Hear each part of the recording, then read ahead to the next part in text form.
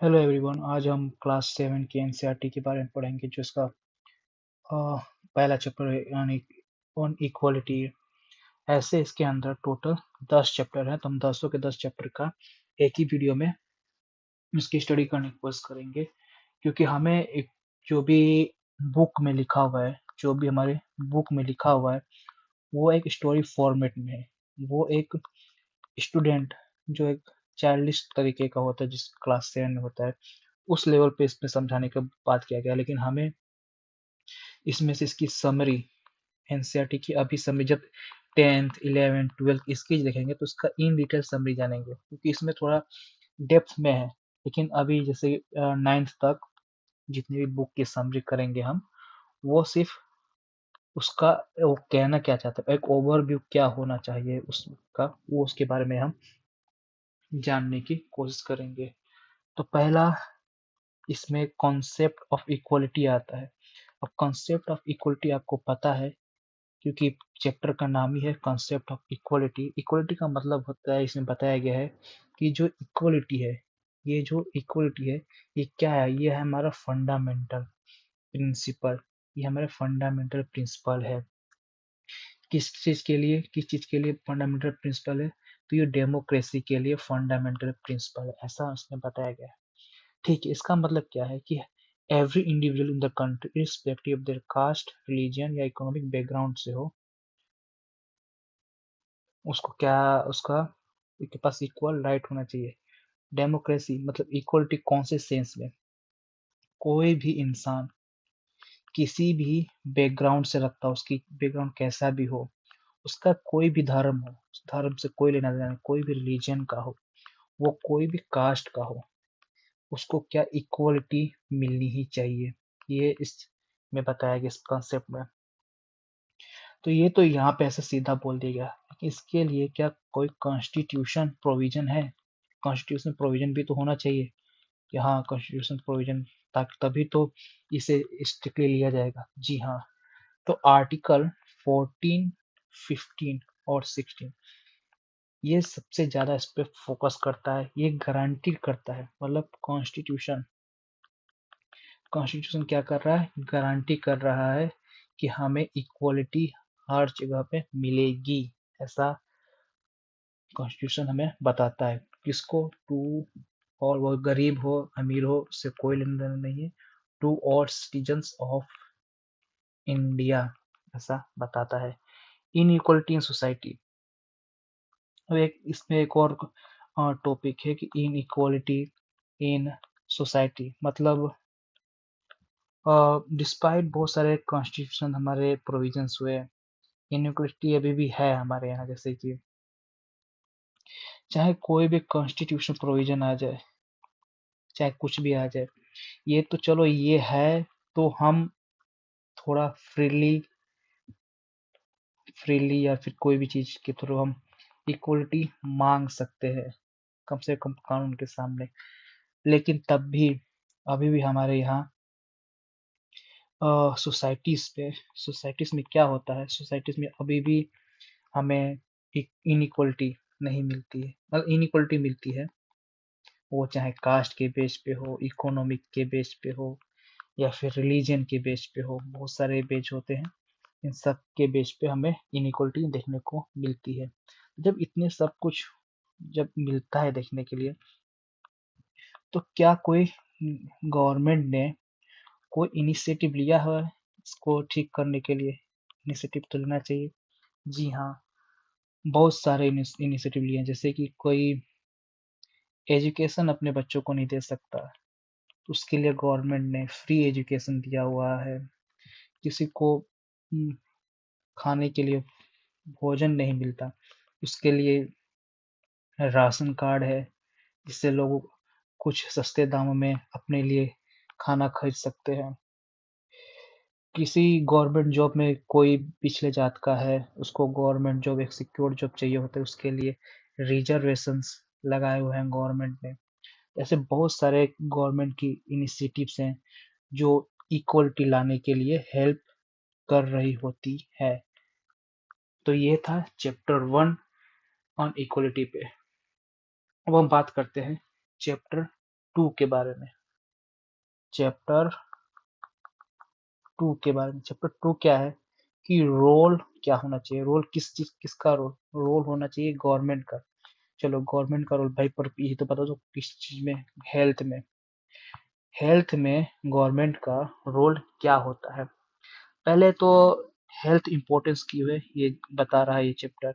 Importance of health, ये important क्यों है, क्योंकि देखिए एक डेवलपमेंट कंट्री के लिए, कोई भी अगर कंट्री डेवलप करना चाहती है तो कहाँ वो किस चीज के थ्रू डेवलप होती है, वहाँ के सिटीजन्स के।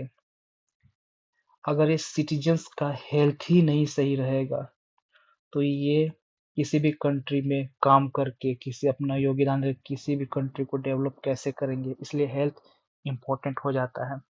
ठीक है, तो क्या ऐसा कुछ है? हाँ, सर्विस है पब्लिक हेल्थ सर्विस क्या करता है कि जैसे कोई अभी जैसे कोरोना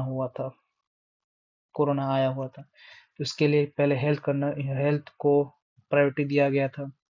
तो उसमें क्या था, फ्री वैक्सीनेशन दिया गया, फ्री वैक्सीनेशन लोगों को दिया गया ताकि उनकी हेल्थ सही हो और हमारा इकोनॉमी वापस सही हो जाए। तो ये सब गवर्नमेंट के इनिशिएटिव्स होते हैं। प्लस इसमें गवर्नमेंट हॉस्पिटल्स होते हैं जहाँ पे सस्ते में इलाज हो जाता है। प्लस कुछ क्लिनिक्स होते हैं या फिर दवाई होती हैं गवर्नमेंट के बेच पे, यहाँ पे सस्ते में दवाइयाँ ववाइयाँ मिलती है। तो ये पब्लिक हेल्थ सर्विस के अंडर में आ रहा होता है ये सब। अब आता है कि भाई पब्लिक है तो प्राइवेट भी होगा। जी हाँ, पब्लिक और प्राइवेट भी है।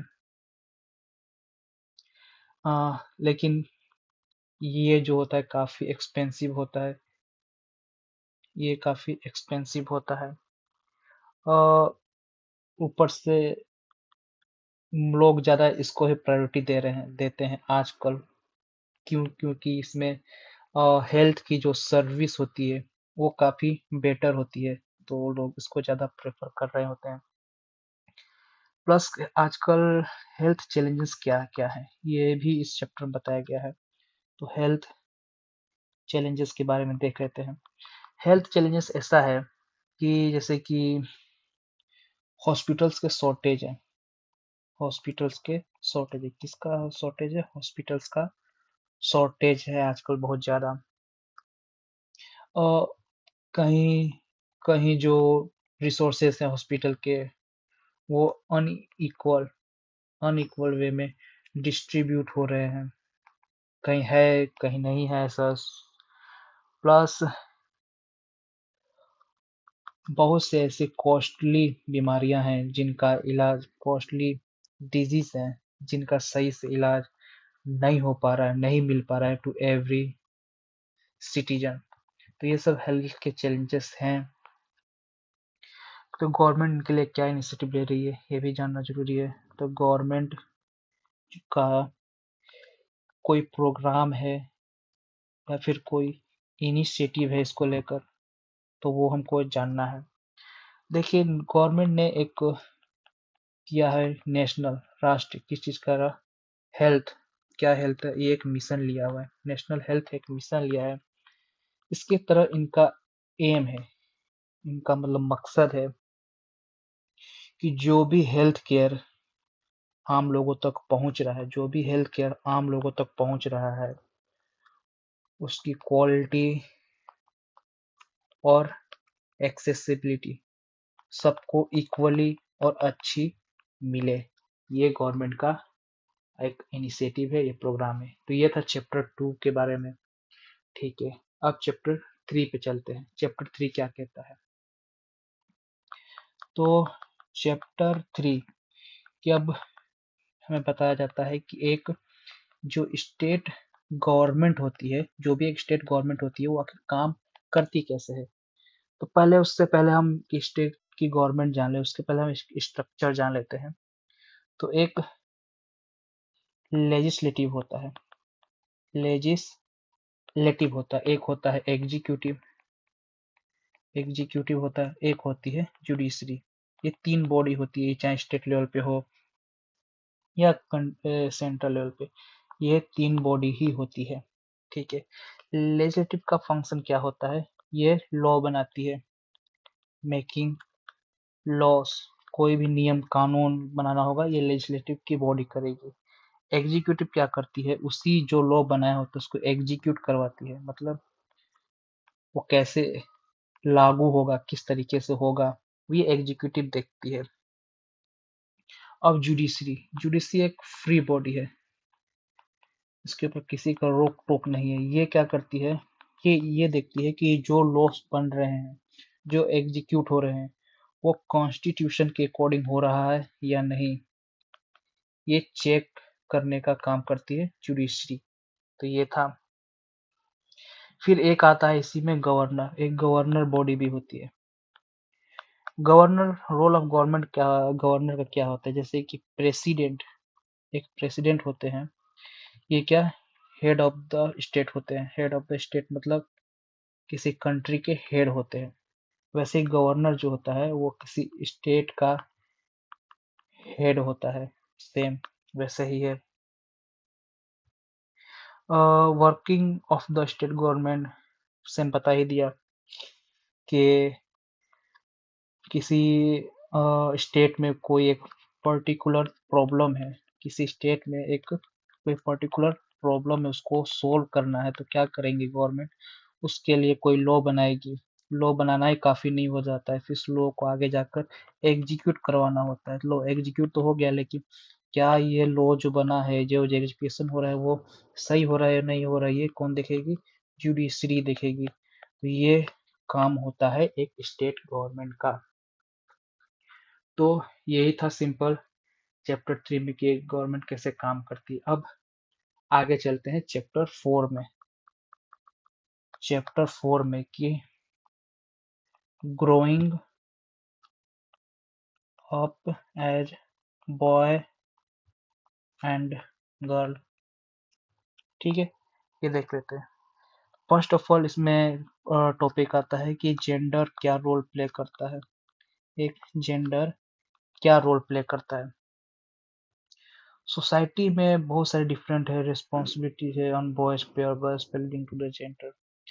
सोसाइटी में, जो हमारी सोसाइटी है, बॉयज हो या फिर गर्ल्स हो, इन दोनों पे अलग अलग क्या है, रिस्पॉन्सिबिलिटीज है। उन्हें अपनी अपनी रिस्पॉन्सिबिलिटी कंप्लीट करनी होती है। अब उसमें सोशलाइजेशन क्या काम करता है? सोशलाइजेशन एक टर्म आता है। अब सोशलाइजेशन क्या करता है, जिसमें ये बता, जिसमें इससे समझ लीजिए कि एक सोसाइटी है। अब सोसाइटी के कुछ वैल्यूज होती है, हर एक सोसाइटी के कुछ वैल्यूज होते हैं, कुछ नॉर्म्स होते हैं, या कुछ प्रैक्टिसेस होती हैं। ये ये डिफरेंट डिफरेंट सोसाइटी के अलग अलग नॉर्म्स, अलग अलग प्रैक्टिसेस, अलग अलग उसकी वैल्यूज होती है। उसी के अकॉर्डिंग वहाँ के जो भी बॉयज या फिर गर्ल्स होंगे, इनके ऊपर वही इम्पैक्ट करेगा, ये वही इम्पैक्ट करेगा। तो ये होता है सोसाइटी के बारे में। अब जेंडर इक्वलिटी क्या होती है? जेंडर इक्वलिटी ये सबसे इम्पोर्टेंट टर्म है, लेकिन कोई इसको समझता है, कोई नहीं समझता। इसमें जेंडर इक्वलिटी का मतलब होता है कि हमें प्रमोट करना है। क्या प्रमोट करना है? हमें ये प्रमोट करना है कि दो सबको इक्वल इक्वल मिले। क्या मिलना चाहिए भाई? इक्वल, तो इक्वल जो अपॉर्चुनिटीज होती है वो मिले, चाहे वो बॉय हो या फिर गर्ल हो, दोनों को इक्वल अपॉर्चुनिटी मिलनी चाहिए। उसके कैरियर पार्ट में, उसका डिसीजन मेकिंग में, ये सब में इक्वल अपॉर्चुनिटी होनी चाहिए। फिर लेकिन चैलेंजेस कहाँ कहाँ आते हैं, क्यों नहीं मिल पाता? तो जब हम चैलेंजेस की बात करते हैं तो चैलेंजेस आते हैं एजुकेशन में। एजुकेशन में लड़कियों को कम पढ़ाया जाता है, प्लस वर्क में, प्लस अदर एरियाज में, बहुत सारे एरियाज में चैलेंजेस आते हैं कि हम हर जगह लड़कियों को इक्वली नहीं दे पा रहे हैं। तो ये था चैप्टर 5। के समरी, सॉरी चैप्टर 4 का समरी। अब हम पढ़ेंगे चैप्टर 5 के बारे में। चैप्टर 5 क्या है? Women change the world. एक औरत वह दुनिया को बदलने का चैलेंज कर सकती है। इसमें पहला एक टॉपिक आता है कि वुमेन का मूवमेंट्स क्या क्या हुए हैं। भाई अगर इतनी बड़ी बात कर रहे हो तो क्या इन्होंने कुछ मूवमेंट्स भी किया है? जी हाँ। मूवमेंट का एम एक ही था। क्या एम था? कि हमें जेंडर की इक्वलिटी को अचीव करना है। ये इनका एम था। दूसरा एम था कि हमें जो वुमेन का जो भी है स्टेटस है, कहाँ पे स्टेटस, सोसाइटी में जो भी हमारा स्टेटस है वो क्या हो, वो इम्प्रूव करवाना है। सबको पता है कि पहले औरतों का स्थिति क्या था। तो भाई जब ये हुआ तो इसके रिलेटेड कुछ अचीवमेंट्स मिले। जी हाँ, कुछ अचीवमेंट्स मिले हैं।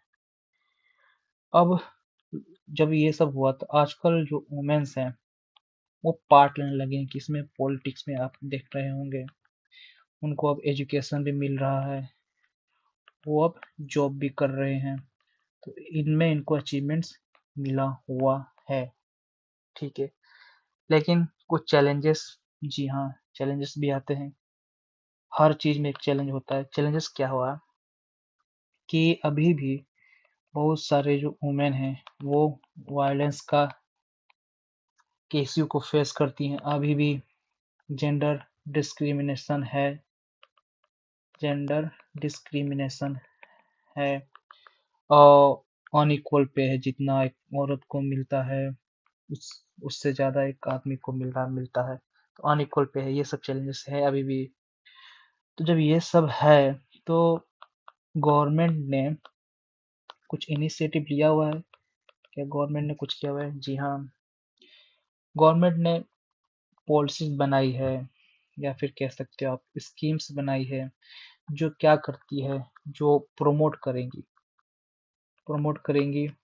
वुमेन को, कि ताकि उनको ज़्यादा से ज़्यादा एम्पावरमेंट मिले, उनको ज़्यादा से ज़्यादा अपॉर्चुनिटी मिले, इक्वल जेंडर इक्वलिटी आए, का जो गैप है, जो बॉय और गर्ल्स के बीच में जो गैप है वो कम हो जाए। ये था चैप्टर 5 वुमेन्स के बारे में, कि क्या है, क्या उनके मूवमेंट्स थे, किस लिए थे, क्या पाया उन्होंने, क्या चैलेंजेस फेस कर रहे, गवर्नमेंट क्या करती है, कौन से एरिया में ज़्यादा फोकस करती है। अब थोड़ा पेन का कलर चेंज कर लेते हैं, वरना बोरी जैसा फील होने लगता है। कौन सा ले लूँ? ये ले चलो, छोड़ो। अब चैप्टर 6 ये कहता है, ये किसके बारे में है? ये हमें मीडिया को समझाएगा ये चैप्टर। मीडिया क्या है, अंडरस्टैंडिंग द मीडिया आखिर है क्या। तो पहले तो हमें ये जानना है कि आखिर जो मीडिया है उसका आखिर रोल क्या है। कि मीडिया का एक रोल होता है, तो मीडिया जो है एक क्रूशियल रोल प्ले करता है। क्रूशियल रोल क्या होता है? क्रूशियल रोल करता है कि वो किसी भी पब्लिक का जो ओपिनियन होता है वो चेंज कर सकता है। किसी भी पब्लिक का जो ओपिनियन होता है उसे चेंज कर सकता है, या फिर डिसेमिनेटिंग इंफॉर्मेशन, जो भी इंफॉर्मेशन होता है उसको अपने तरीके से एक क्या करते हैं, इंफॉर्मेशन को चेंज भी कर सकता है वो, या फिर बता सकता है कैसे उसको बताना है, वो अपने उसका काम होता है मीडिया का। अब जब रोल ऑफ मीडिया पता चल गया तो कुछ उसके क्या होंगे, टाइप भी होंगे मीडिया के। टाइप, जी हाँ, मीडिया के टाइप भी हैं।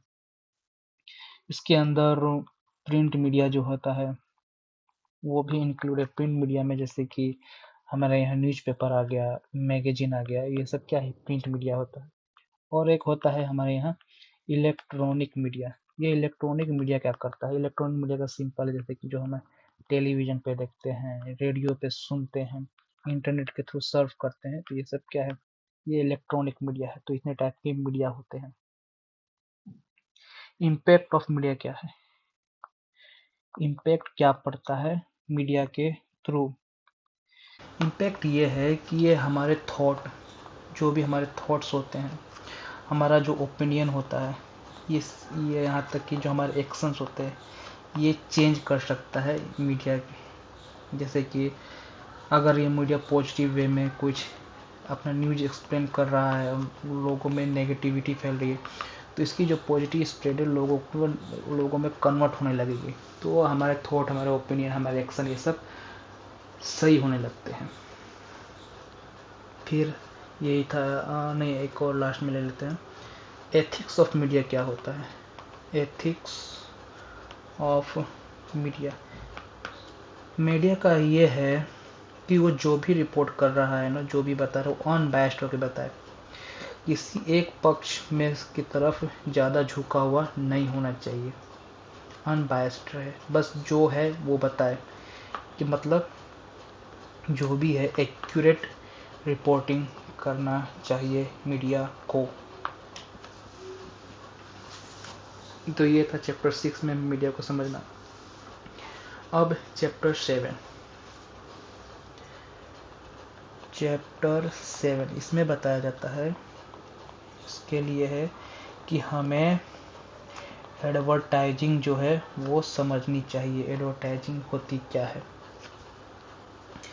पहला पर्पज जान लेते हैं, क्या कि पर्पज क्या होता है एडवर्टाइजिंग का। पर्पज सेम चीज़ है, सबको जानता है, प्रमोट करना। कोई भी चीज़ नया आ रही है, लोगों को नहीं पता है, तो उसको प्रमोट करेंगे। प्रमोट में कुछ भी हो सकता है, लोगों का कुछ प्रोडक्ट होगा, सर्विस होगा, तो ये सब क्या है, और या फिर कोई कंज्यूमर का कोई आइडियाज है, तो इसको क्या हम प्रमोट करना चाहते थे, किसके थ्रू करते हैं, हम एडवर्टाइजिंग के थ्रू करते हैं। अब टाइप्स ऑफ एडवर्टाइजिंग क्या होता है, टाइप्स ऑफ एडवर्टाइजिंग वही, एक कमर्शियल हो गया, सोशल हो गया, और पॉलिटिकल एडवर्टाइजिंग हो गया। पॉलिटिकल, ये सब क्या है, एडवर्टाइजिंग के टाइप है। ठीक है, ये पॉलिटिकल, ये सब क्या है, एडवर्टाइजिंग के टाइप हैं। इम्पैक्ट क्या करता है, ये भी इसका भी देख लेते हैं। इम्पैक्ट ऑफ एडवर्टाइजिंग, इसका मतलब होता है कि हमें इन्फ्लुएंस, ये सब इन्फ्लुएंस होता है। इन्फ्लुएंस कैसे होंगे, क्या करेंगे, कंज्यूमर के बिहेवियर को। कल तक आप अपने कुएं से पानी पी रहे थे, बिस्लरी आया, अपना बोतल दिया, कहा कि भाई इससे पियो, ये प्योर पानी है, तो क्या हुआ, इन्फ्लुएंस हुआ कि नहीं हुआ कंज्यूमर। अब रोज़ 20-20 रुपये, कहीं कहीं 30-30 रुपये देकर बिस्लरी का बोतल से पानी पी रहे होते, तो ये क्या इन्फ्लुएंस कर रहा है। ये लाइफस्टाइल की जो चीज़ होती है, लाइफस्टाइल की जो चीज़ें होती है, उसको चेंज करने में, उसको चॉइस करने में हेल्प कर रहा होता है, कि आज भाई मेरे, पहले हम इतना सिंपल कपड़ा पहनते थे और हम थोड़ा मॉडर्न कपड़ा पहनेंगे, तो ये सब एडवर्टाइजिंग के इम्पैक्ट से होता है। प्लस रेगुलेशन, रेगुलेशन है क्या, हाँ जी हाँ, रेगुलेशन है। रेगुलेशन है कि हमें एक एथिकल एडवर्टाइजिंग की प्रैक्टिस करनी चाहिए, ये बताया गया है। एथिकल मतलब गुमराह ना करें, जो है वो इसी के टाइप से एडवर्टाइजिंग करें।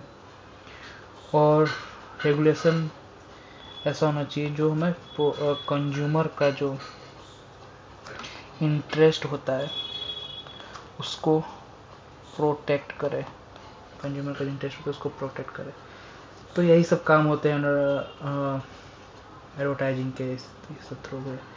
चैप्टर 8 है अब, ये है मार्केट अराउंड अस, हमारे आजू बाजू मार्केट कैसे हैं। तो पहले हम जान लेते हैं कि आखिर टाइप्स ऑफ मार्केट, कितने टाइप के मार्केट है वो जान लेते हैं। तो इंक्लूड वीकली मार्केट होता है, नेबरहुड शॉप होता है, शॉपिंग कॉम्प्लेक्स, ऑनलाइन मार्केट आजकल हो चुके हैं। मतलब वीकली मार्केट हुआ, बाजू की दुकानें हुई, ये सब भी एक मार्केट ही होता है। और शॉपिंग कॉम्प्लेक्स आप जानते ही हो, जहाँ पे बड़े बड़े मॉल्स होते हैं, बड़े बड़े मतलब कपड़ों का, मतलब हर एक चीज़ का शोरूम जैसा होता है। एक ऑनलाइन मार्केट जो काफ़ी एक्सेसिबल होता है आजकल। तो ये सब टाइप के मार्केट हैं। अब रोल ऑफ मार्केट क्या है, रोल ऑफ मार्केट लोगों को फैसिलिटेट करवाना, क्या फैसिलिटी करवाएंगे? खरीदने का, खरीदारी करवाना या फिर सेलिंग करवाना, किस चीज़ का? उनके जो भी गुड, उनके जो भी चीज़ें चाहिए या फिर जो भी सर्विस चाहिए होता है, इस चीज़ को, यही काम होता है मार्केट का। ठीक है, मार्केट का डायनेमिक कैसे काम करता है? मार्केट डायनेमिक ये कैसे काम करता है? मार्केट का डायनेमिक होता है कि सप्लाई एंड डिमांड, जितना ज़्यादा डिमांड होगा उतना ही ज़्यादा सप्लाई होता है, प्लस कंपटीशन। आज मैं अकेले कोई सामान बेच रहा था, कल मेरा कोई एक और कंपटीशन है वो सेम सामान बेच रहा है, तो कंपटीशन होता है। प्लस प्राइसिंग, मेरे यहाँ सस्ता है उसके यहाँ महंगा है, ये वाला प्राइसिंग। अब एक और लास्ट टॉपिक है इसके अंदर, consumer rights. Consumer right, important of protecting consumer right and ensuring the fair trade practices होना चाहिए। इसके ये काफ़ी इम्पोर्टेंस है किसका? अब प्रोटेक्टिंग कंज्यूमर राइट, कोई भी किसी को कुछ भी नहीं बेच सकता है, कोई भी किसी को कुछ भी नहीं बेच सकता, इसलिए कंज्यूमर राइट्स है। और ये क्या करता है? ये इंश्योर करता है, क्या इंश्योर करेगा? कि फेयर ट्रेड की प्रैक्टिस होनी चाहिए। मिर्च के पाउडर में ईंट की धूल ना मिला दे कोई, लाल लाल कमलने के लिए। ठीक है, तो ये था मार्केट चैप्टर 9। अब एक chapter 9 short in the market, एक शर्ट की कहानी मार्केट में के थ्रू हम समझेंगे। ठीक है, प्रोडक्शन प्रोसेस, किसी भी चीज़ को बनने के लिए उसको रॉ मटेरियल से गुजरना होता है। रॉ मटेरियल होता है, उसी से हम कोई भी चीज़ बना देते हैं। एक शर्ट को बनने के लिए भी एक रॉ मटेरियल होता है, इसी को कहते हैं प्रोडक्शन प्रोसेस, यहीं से शुरू होती है। अब ये जो प्रोडक्ट प्रोसेसिंग है कोई अकेले तो करेगा नहीं, तो इसमें आते हैं एक लोग जिनको कहते हैं हम वर्कर्स। तो एक वर्कर्स का रोल क्या होता है? अब इनका बहुत अलग अलग कंट्रीब्यूशन होता है, पैकेजिंग का, बनाने का, ये सब अलग अलग टाइप के कंट्रीब्यूशंस होते हैं। ठीक है, ये हुआ, बन गया। अब इसके बाद शुरू होता है एक और नया रिलेशन यहाँ से, कि वहीं तक तो रखना नहीं है, शुरू होता है इकोनॉमिक रिलेशन। इसमें क्या होता है? इसमें एक प्रोड्यूसर होता है, इसमें एक ट्रेडर होता है जो उसको ट्रेड करता है, और एक कंज्यूमर होता है जो उस चीज़ को एक कंपनी ने शर्ट बनाया, शर्ट के थ्रू एक कोई व्यापारी कर रहा है कि लाओ मैं इसको डिस्ट्रीब्यूट करूँगा, तो ये आ गया ट्रेडर का काम। डिस्ट्रीब्यूट करने के बाद कंज्यूमर कहता है मुझे ये शर्ट चाहिए पहनने के लिए, तो ये कंज्यूमर का काम हो गया। ये होता है इकोनॉमिक रिलेशन। लेकिन ये सब एक फेयर ट्रेड के थ्रू होना चाहिए। तो जो वर्कर्स होते हैं अंदर, जो काम कर रहे होते हैं, उनको फेयर वेजेस मिलने चाहिए, ना कि भाई 10 की जगह 15 बनाया काम, शर्ट 10 शर्ट का ही दे रहा हूँ उनको पैसे। ये सब नहीं होना चाहिए। शर्ट बनाते समय, मतलब कोई भी प्रोडक्शन करते समय हमें एथिकल प्रैक्टिसेस करनी चाहिए, चाहे वो प्रोडक्शन के समय हो या फिर ट्रेड के समय, दोनों के समय हमें फेयर प्रैक्टिसेस करना चाहिए। तो ये होता है एक किसी भी प्रोडक्शन से, ट्रेड से लेकर कंज्यूमर तक का सफ़र, ये चैप्टर 9 हमको बताता है। अब चैप्टर 10 जो लास्ट है, इक्वलिटी से शुरू हुआ था, इक्वलिटी पे ही ख़त्म होगा, क्योंकि यही सबसे मेन है। तो ये स्ट्रगल फॉर इक्वलिटी, इसमें कुछ जो सोशल मूवमेंट्स हुए हैं उसके बारे में बताता है। कलेक्टिव एफर्ट हुए हैं, बड़े बड़े जो ग्रुप्स थे उन्होंने कलेक्टिव क्या किया, एफर्ट डाला है। किस चीज़ के लिए एफर्ट डाला है? कि वो अचीव करेंगे। भाई कुछ तो अचीव करना होगा। जी हाँ, 2 चीज़ अचीव करने के लिए उन्होंने कलेक्टिव मूवमेंट्स किए। वो दो चीज़ क्या थे, तो पहला था इक्वालिटी जानना कि हमें इक्वालिटी चाहिए, दूसरा जस्टिस, ये नहीं कि जस्टिस में भी भेदभाव, इन दोनों चीज़ों के लिए मूवमेंट्स हुए हैं। तो ऐसा कोई हिस्टोरिकल स्ट्रगल, जब हम हिस्ट्री पढ़ेंगे तब जानेंगे कि क्या क्या हिस्टोरिकल स्ट्रगल थे। बहुत सारे उस समय मूवमेंट्स हो रहे थे और किसी के सोशल और इकोनॉमिकल राइट्स के लिए, इन सब के लिए हो रहे थे। कंटेम्प्रेरी इश्यू, कंटेम्प्रेरी इश्यू क्या है, इसके related contemporary issues, contemporary issues बहुत, जैसे कि ये मैंने 3 बने, ये जो सबसे मेन है, एक होता है जेंडर, एक है कास्ट और दूसरा है इकोनॉमिक।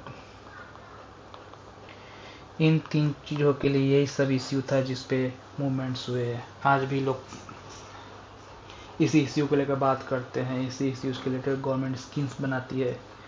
अब इसमें रोल ऑफ कॉन्स्टिट्यूशन क्या है, रोल ऑफ कॉन्स्टिट्यूशन क्या है, तो ensuring equality and justice through legal and institutional measure।